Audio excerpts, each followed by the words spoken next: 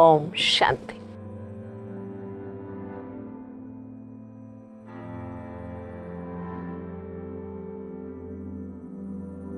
ಭಗವದ್ಗೀತೆ ಹೇಳುತ್ತೆ, ಸುಖ ದುಃಖೆ ಸಮೇ ಕೃತ್ವ ಲಾಭಾಲಾಭೌ ಜಯಾಜಯವಂತ್. ಸುಖ ದುಃಖ, ಲಾಭ ನಷ್ಟ, ಜಯ ಅಪಜಯ ಸಮನಾಗಿರು. ಆದರೆ ದೇಹಭಾವ ದೇಹಾಭಿಮಾನದ ಈ ಜಗತ್ತಿನಲ್ಲಿ ಅತಿ ದುಃಖ, ಇದರಲ್ಲಿಯೇ ಮುಳುಗಿ ಹೋಗಿರುವ ಮನುಷ್ಯಾತ್ಮರು ವಾಸ್ತವಿಕ ಸುಖದಿಂದ ವಿಮುಖರಾಗ್ಬಿಟ್ಟಿದ್ದೇವೆ.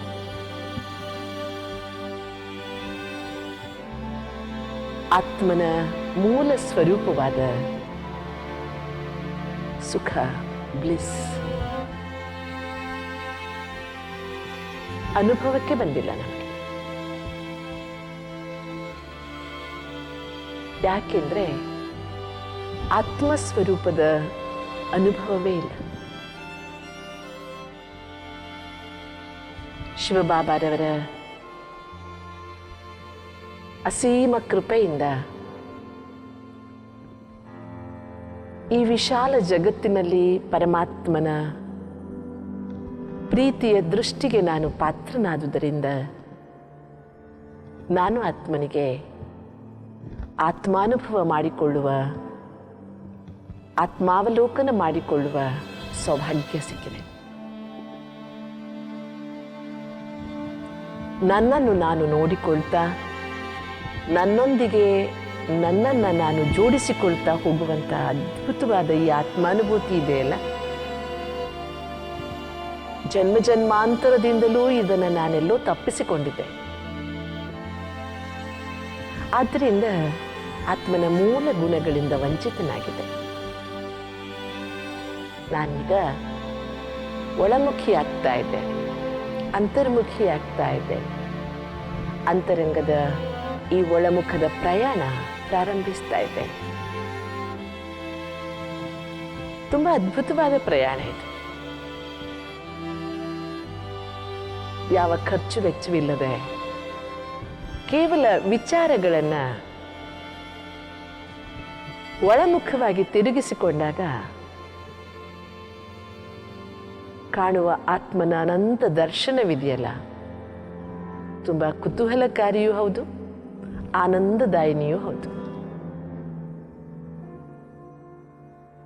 ನಿಧಾನಕ್ಕೆ ದೇಹ ಒಂದು ವಸ್ತ್ರ ಎನ್ನುವ ಭಾವನೆಯನ್ನ ಬಲಪಡಿಸಿಕೊಳ್ತಾ,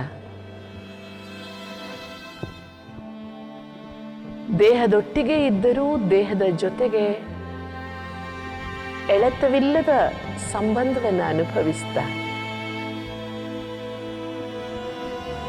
ಮೋಹಭಾವದಿಂದ ವಿಮುಕ್ತನಾಗಿ ಆತ್ಮಭಾವದಲ್ಲಿ ಸ್ಥಿತನಾಗ್ತಾ ಇದ್ದೇನೆ. ನಾನು ನನ್ನೆಲ್ಲ ವಿಚಾರಗಳು ಎರಡು ಹುಬ್ಬುಗಳ ಮಧ್ಯೆ ಭ್ರುಕುಟಿಯಲ್ಲಿ ಸ್ಥಿರವಾಗ್ತಾ ಇದೆ.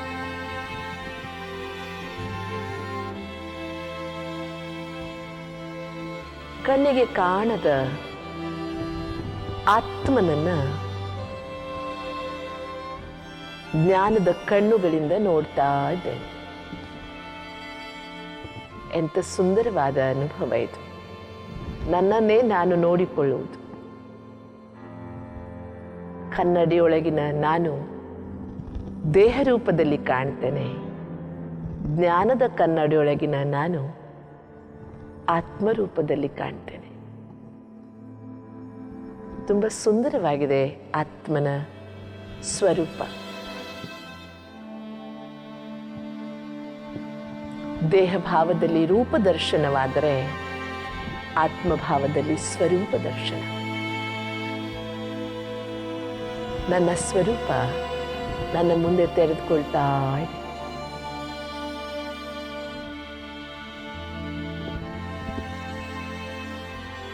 ನಾನೀಗ ಸಂಪೂರ್ಣವಾಗಿ ಆತ್ಮಭಾವದಲ್ಲಿದ್ದೇನೆ. ಆತ್ಮ ಶಕ್ತಿಯನ್ನು ಅವಲೋಕಿಸ್ತಾ ಇದ್ದೇನೆ. ಮನಸ್ಸು, ಬುದ್ಧಿ, ಸಂಸ್ಕಾರದಿಂದ ಆತ್ಮಕರ್ಮ ಮಾಡಿಸುವ ವ್ಯವಸ್ಥೆಯಿಂದ ಪ್ರಭಾವಿತನಾಗಿದ್ದೇನೆ. ಮನಸ್ಸುಗಳ ಸಂಕಲ್ಪ, ಬುದ್ಧಿಯ ನಿರ್ಣಯ ನನ್ನನ್ನು ನನ್ನ ಅನಾದಿ ಸಂಸ್ಕಾರದೆಡೆಗೆ ಕರೆದುಕೊಂಡು ಹೋಗ್ತಾ ಇದೆ.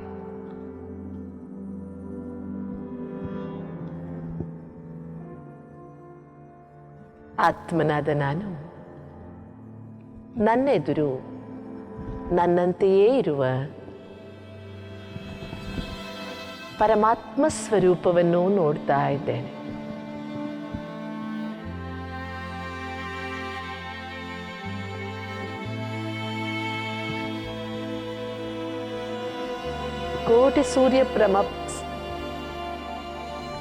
ಕೋಟಿ ಸೂರ್ಯ ಸಮಪ್ರಭಾ ಅಂತ ಯಾವ ಪರಮಾತ್ಮನನ್ನ ಹಾಡಿ ಹೊಗಳಿದ್ವಿ,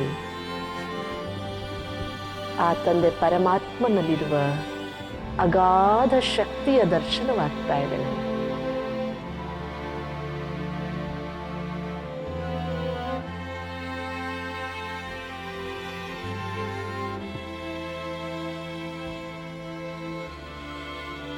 ಸಂಬಂಧಗಳು, ವಸ್ತುಗಳು ಇವೆಲ್ಲವುಗಳಲ್ಲಿ ಸುಖವಿದೆ ಅಂತ ಭ್ರಮನಿರಸನವಾಗಿದ್ದ ನನಗೆ ಪರಮಾತ್ಮ ಸ್ವರೂಪ ದರ್ಶನದಿಂದ ವಾಸ್ತವಿಕ ಸುಖದ ಅನುಭವವಾಗ್ತಾ ಇದೆ.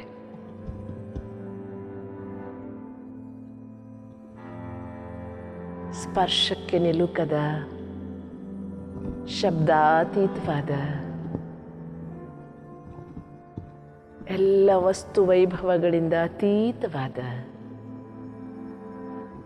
ಆತ್ಮಿಕ ಸುಖವನ್ನು ಅನುಭವಿಸ್ತಾ ಇದೆ. ಮನಸ್ಸು ಪ್ರಫುಲ್ಲಿತವಾಗಿದೆ, ಬುದ್ಧಿ ಶಕ್ತಿಶಾಲಿಯಾಗಿದೆ, ಸಂಸ್ಕಾರ ಪವಿತ್ರ ಶುದ್ಧವಾಗಿದೆ.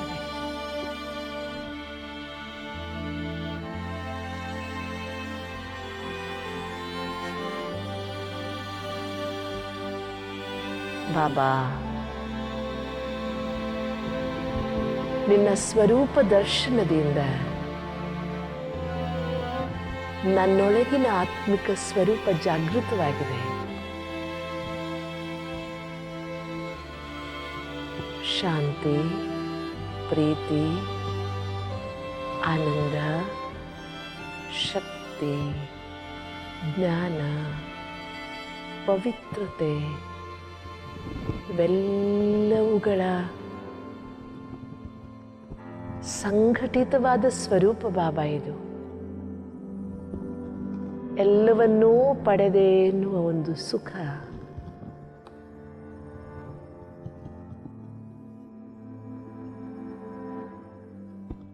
ಆಂತರಿಕವಾದ ವಿಶ್ರಾಂತಿಯ ಅನುಭವ ಮಾಡಿಸ್ತಾ ಇದೆ.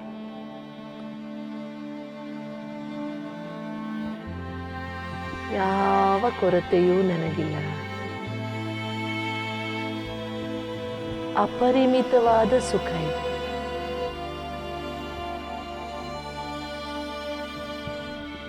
ಯಾರೂ ನಾಶ ಮಾಡದ ಸುಖ. ಪಡೆಯುವುದೆಲ್ಲವನ್ನ ಪಡೆದೆ, ಮತ್ತೇನೂ ಬೇಕಿಲ್ಲ ಎನ್ನುವ ಸಂಪೂರ್ಣ ಸಂತೃಪ್ತತೆಯಿಂದ ದೊರಕಿರುವ ಸುಖ ಭಗವತ್ ಸಾನ್ನಿಧ್ಯದಲ್ಲಿ ಈಶ್ವರನನ್ನ ತಂದೆಯನ್ನಾಗಿ ಪಡೆದು ಆತ್ಮಿಕ ಸುಖದ ಮಹೋನ್ನತ ಸ್ಥಿತಿಯನ್ನು ಅನುಭವಿಸ್ತಾ ಧನ್ಯತೆಯನ್ನು ಪಡಿತಾ ಇದ್ದೇನೆ.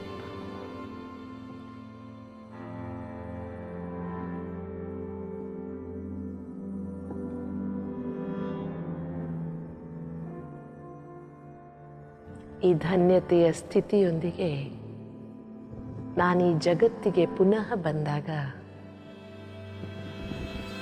ನಾನು ಸುಖ ಸ್ವರೂಪಿಯಾಗಿರ್ತೇನೆ. ನನ್ನನ್ನು ದೇವತೆ ಅಂತ ಕರೀತಾರೆ.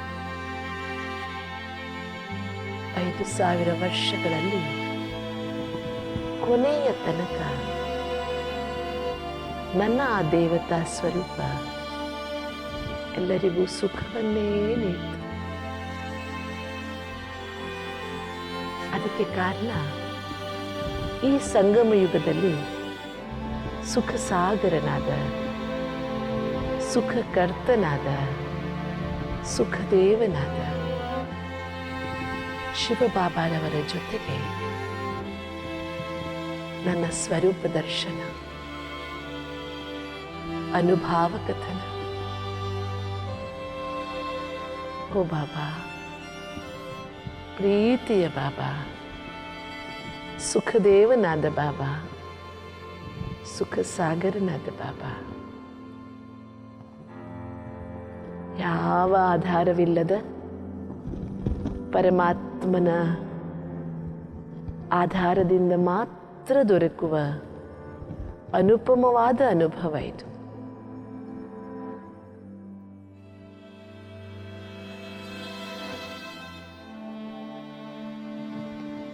ಸಂಪೂರ್ಣ ಆತ್ಮಿಕವಾದ, ಅತಿ ಸೂಕ್ಷ್ಮವಾದ,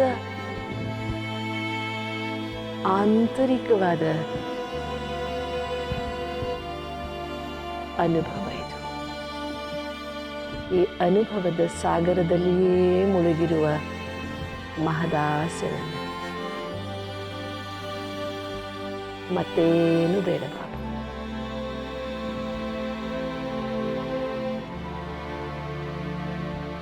ದಿನವಿಡೀ ಸ್ವರೂಪ ದರ್ಶನವನ್ನು ಜೊತೆಗಿಟ್ಕೊಂಡು ಎಲ್ಲರಿಗೂ ನಾನು ಪಡೆದ ಸುಖವನ್ನು ಹಂಚುತ್ತಾ ಈ ಸುಖ ಸ್ವರೂಪದ ಅನಿಸಿಕೆಯನ್ನು, ಭಾವನೆಗಳನ್ನು ದೇಹದ ಕಣ ಕಣಕ್ಕೂ ಹಂಚುತ್ತಾ ಭೌತಿಕತೆಯ ಬಂಧನದಿಂದ ಮುಕ್ತವಾಗ್ತಾ ಇದ್ದೇನೆ. ದೇಹದಲ್ಲಿದ್ದೇನೆ, ಯಾವ ಎಳೆದಾಟವೂ ಇಲ್ಲ. ಏಕೆಂದರೆ ನನಗೆಲ್ಲವೂ ಸಿಕ್ಕಿದೆ, ಪಡೆಯುವುದೇನೂ ಉಳಿದಿಲ್ಲ. ಬಾಬನನ್ನವರು, ಬಾಬರವರ ಸ್ವರೂಪ ದರ್ಶನದಿಂದ ನಾನಾತ್ಮ ಸುಖ ಸ್ವರೂಪನಾಗಿದೆ.